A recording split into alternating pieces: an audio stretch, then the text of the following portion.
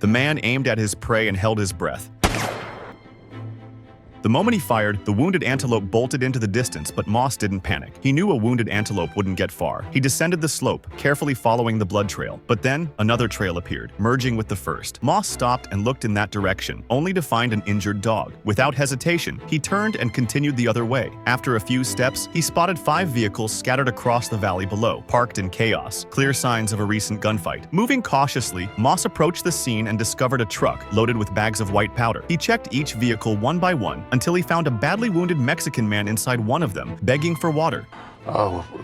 Moss didn't respond. He simply took the man's magazine and walked away. He had no water to give, and he already understood what had happened. A deal gone wrong, and someone else must have escaped with the money. Sure enough, under a nearby tree, he spotted a man lying still, a case of cash beside him. Moss opened it and found $5 million.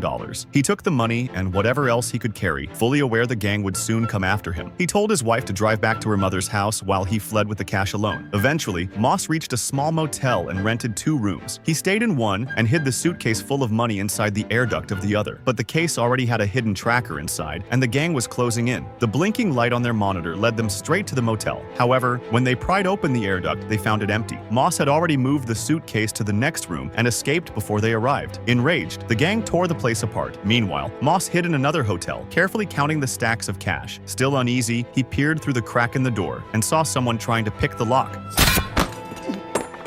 Panicking, Moss grabbed the suitcase and ran. He knew he was being hunted. During his desperate escape, he was shot and badly wounded, but he managed to steal a car and flee, barely escaping with his life.